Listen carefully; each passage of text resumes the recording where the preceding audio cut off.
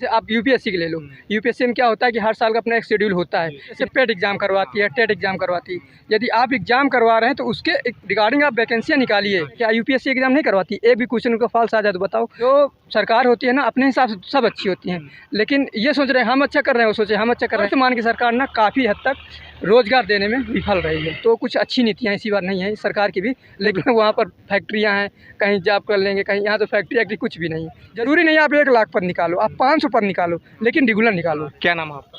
शैलेंद्र नाम है मेरा। अच्छा, आपके प्रयागराज में विकास किस तरह से हो रहा है या नहीं हो रहा है? विकास तो कुछ ठीक हो रहा है, यहाँ की रोडें अब काफ़ी अच्छी हुई हैं।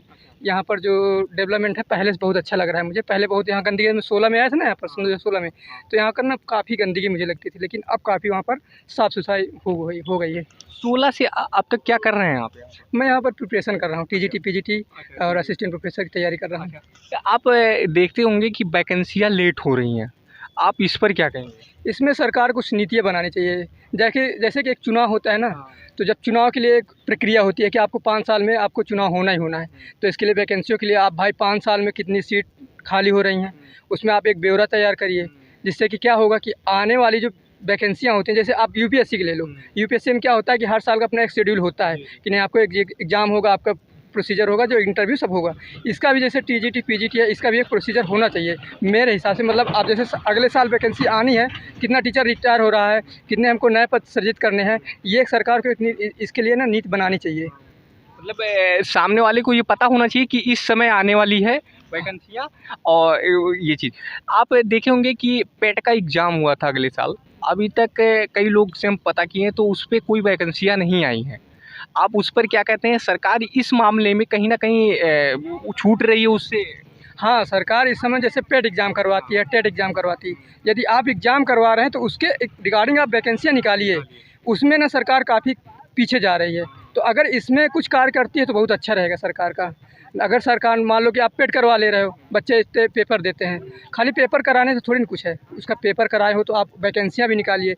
कम से कम बच्चे लगा रहेगा, पढ़ता रहेगा, उसको लगेगा नहीं कि हम फ्री बैठे हैं इलाहाबाद में या कहीं बैठे, मान लो कि इलाहाबाद बैठे, बनारस बैठे, दिल्ली बैठे हैं, तो उनको यह प्रतीत नहीं होगा कि नहीं हम लोग फ्री बैठे हुए हैं। कई लड़के तो ये कहते हैं कि यहाँ पर पहले तो वैकेंसियाँ नहीं निकलती, और वैकेंसियाँ निकलती हैं तो फिर पेपर नहीं होता, और जब पेपर होता है तो रिजल्ट नहीं आता। आप इसको कहाँ तक सही मानते हैं? हाँ, ये भी काफ़ी हद तक सही है। मान लो कि जैसे वैकेंसियाँ निकाली जाती हैं, तो आप तो मान लो सरकार में हो, आप कुछ भी करवा सकते हो।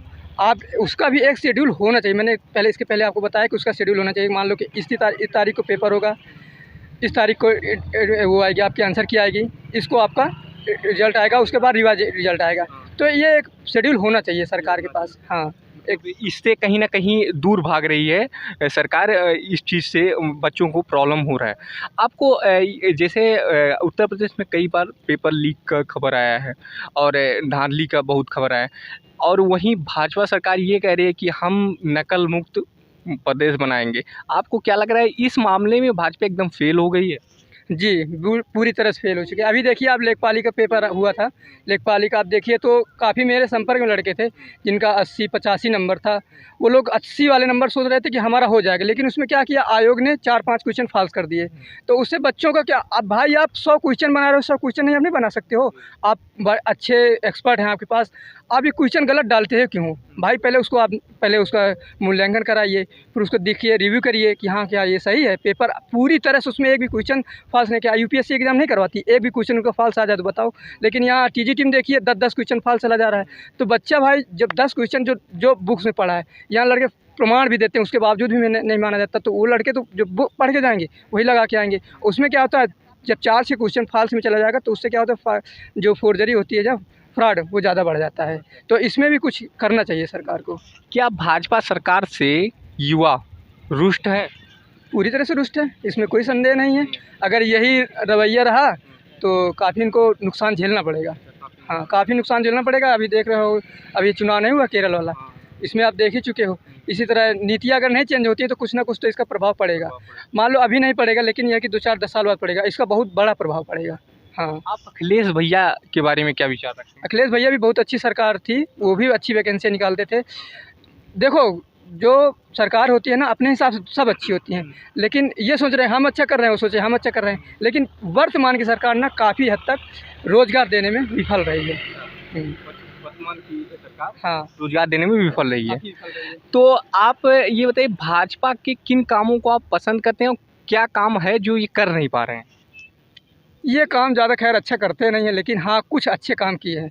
ऐसा नहीं किया जा सकता, जैसे विदेशी नीतियाँ अच्छी हुई हैं, अपनी विदेश नीति अच्छी हुई है, लेकिन हमको विदेश नीति को भी नहीं लेके चलना है, हमें अपने देश को भी अंदर लेके चलना है कि हमारे देश के अंदर क्या है, क्योंकि अभी हम लोग डेवलप कंट्री में हैं, विकसित मतलब उसमें नहीं हुए हैं पूरी तरह। रसिया या हम लोग अमेरिका या जापान नहीं बन चुके हैं। अभी हम लोग को अपने अंदर देखना है कि हमारे अंदर की जो जनता है कैसे परेशान है, उनकी समस्याओं को निपटाना बहुत ज़रूरी बन जाता है। ठीक है, विदेश नीति चलो अपनी जगह है, उसमें अपने देश का फ़ायदा है, हम उसका स्वीकार, उसको हम ना बहुत अच्छे से मानते हैं, बहुत अच्छी नीति है। और अपने जैसे रोड वाला काम है, ये बहुत अच्छा चल रहा है इस समय।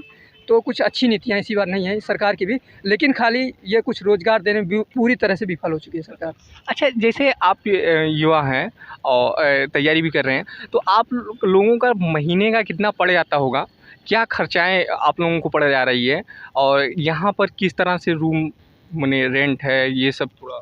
यहाँ पर इलाहाबाद में तो खैर चलो अन्य सिटी की अपेक्षा थोड़ा सा सस्ता है, इसीलिए हम लोग रह रहे हैं। आप दिल्ली चले जाओ, 10,000 रुपये का खाली रूम मिलेगा, 5,000 रुपये का रूम मिलेगा। यहाँ चलो 3,000 4,000 का चलो रूम मिल जाता है। उसके बाद सब्जी वब्जी हो गई, अपना घर से खाना पीना आ गया तो कोई दिक्कत नहीं, उतना महंगा नहीं पड़ता है। लेकिन जैसे अन्य शहर जाओगे तो बहुत महंगा पड़ता है। इलाहाबाद में क्या है कि अब जैसे छोटा रूम लेंगे तो 2 लोग के लिए तो 3,000 तो मिल जाता है। तो थोड़ा सा तो जैसे बर्डन है, घर वालों के ऊपर पूरा बर्डन पड़ जाए। अब यही मान लो कि जैसे 2016 से हम लोग बढ़े हैं यहाँ पर इलाहाबाद में, जो लोग 7 साल हो गए, 7 साल में कुछ नहीं हुआ। अच्छा, ये लास्ट सवाल ये बताइए कि अगला प्रधानमंत्री किसको देख रहे हैं? देखो, अगला प्रधानमंत्री किसको कह सकते हैं, मेरे हिसाब से प्रधानमंत्री वही होना चाहिए, चाहे जो बने, जो देश का हित चाहे, देश में रोज़गार लाए। वो चाहे मोदी जी आएँ, चाहे वो राहुल गांधी जी आएँ, चाहे वो अपने कोई अन्य आए। लेकिन रोजगार पर वो थोड़ा ध्यान दे। रोज़गार पर फोकस नहीं करते हैं, कोई मतलब नहीं है। भाई अपनी जो पॉपुलेशन है, भाई देख लो, जो लड़के हैं अपने तैयारी कर रहे हैं, आप किसी भी गांव से उठा लो या पूरे इंडिया में 16-17% लड़के तैयारी कर रहे हैं। अगर ये तैयारी ही भर करते रहेंगे तो अपने देश का जो युवा टैलेंट है वो ख़त्म ही हो जाएगा ना। धीरे धीरे उनका रुझान हटता जाएगा। प्राइवेट कंपनियां किसी को कम भगा देती हैं, कोई भरोसा नहीं है कि नहीं। इसलिए सरकार ही थोड़ा सा देखो, उससे क्या होगा कि इसमें रोज़गार सबका बढ़ेगा। अपना जो ट्रैवल वाला वो भी बढ़ेगा, जो वहाँ के पॉपुलेशन रहती है, मतलब कि जैसे मान लो कि कुछ लोग वहाँ, अब जैसे इलाहाबाद में हो गया, इलाहाबाद में स्टूडेंट है इसलिए यहाँ का काफ़ी हद तक चलता है। यहाँ स्टूडेंट चल गया तो काफ़ी यहाँ का रोज़गार ख़त्म हो गया। जैसे टेम्पो चल रही है स्टूडेंट से, यहाँ का जो सब्जी वाला खरीद रहा है स्टूडेंट, यहाँ का दूध ले रहा है तो स्टूडेंट ले रहा है, मकान मालिक जो रेंट ले रहा है वो भी स्टूडेंट से ले रहा है। तो इसलिए अगर जब सब स्टूडेंट भागी जाएगा, जो परेशान हो गए, तो क्या यहाँ के लोग तो मर जाएंगे, भूखे मर जाएंगे, है कि नहीं। इलाहाबाद थोड़ी नहीं, कानपुर थोड़ी है कि चलो डेवलप, वहाँ पर फैक्ट्रियाँ हैं, कहीं जॉब कर लेंगे, कहीं यहाँ तो फैक्ट्री कुछ भी नहीं है। इसलिए सरकार को इससे में ना गंभीरता सोचना चाहिए, रोज़गार देने के विषय में ना बहुत अच्छे सोचना चाहिए। उसके लिए एक नीति बनानी चाहिए कि नहीं, हमको ज़रूरी नहीं आप 1 लाख पद निकालो, आप 500 पद निकालो, लेकिन रेगुलर निकालो। बस मेरा कहने का। बहुत बहुत धन्यवाद आपका। थैंक यू आपको भी।